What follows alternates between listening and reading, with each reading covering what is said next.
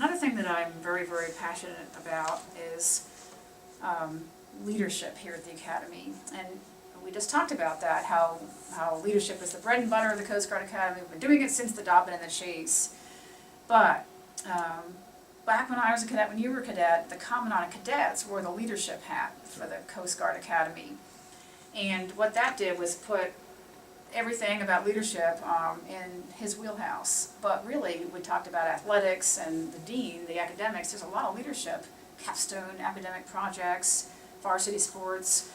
So how do you, Commandant Cadets is not really the right place for leadership. When the Leadership Development Center was established up here at the Coast Guard Academy, there was a time when that hat was transferred, the leadership hat, to the Leadership Development Center director.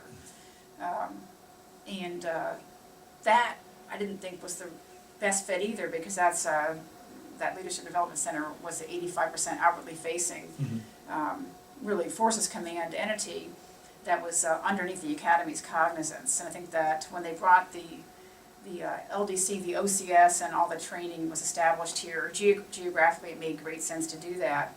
But functionally, in a modernized Coast Guard with the Forces Command now, the LDC fits right in the Forces Command toolkit. It gave me the chance to take the Institute for Leadership and make that the leadership nexus for the Coast Guard Academy. In fact, in our strategic plan, you'll see leadership at the center as the hub, the IFL, and then the big three domains, academics, athletics, commandants, cadets, like the propeller blades coming out around that.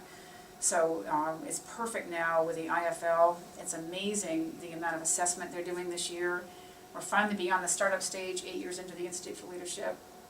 We are at the point where we're actually in implementation with the assessments coming back to be able to help young cadets really measure how much they're developing their leadership over their 4 years. So I think there's just great things happening and to come with the IFL fully empowered as wearing the leadership hat for the Coast Guard Academy, integrating leadership across all three domains with our LEAD program, which is it's a framework: learn from theory, experience through practice, analyze through reflection, and deepen through mentoring, the LEAD framework.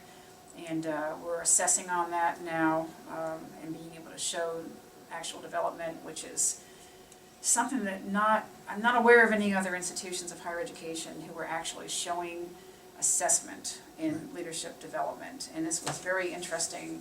Whenever I brief somebody out on this, they're very interested in it because the assessment piece is the hard part of it. And we were actually doing that here. And another thing with the Institute for Leadership that I'm really proud of is all the amazing work that Admiral Loy has done over these past 8 or so years that he has been the Distinguished Tyler Chair in leadership here for us. And we now have, this summer, Admiral Allen, it's been announced, will be replacing Admiral Loy. And I'm very excited to be working with Admiral Allen as he's going to bring some amazing expertise to the Institute for Leadership in the areas that the Commandant's focusing on. So Admiral Allen just happens to be an expert in cyber and the Arctic, and we'll be able to harness his talents there on both of those incredibly important arenas as we move forward. So I'm very excited with where the IFL is going, not just as the bringing leadership together here at the Academy, but bringing in a Tyler Chair of the status of Admiral Loy and Admiral Allen, who can just do great things for the Coast Guard Academy, help us advance our agenda to support the Coast Guard.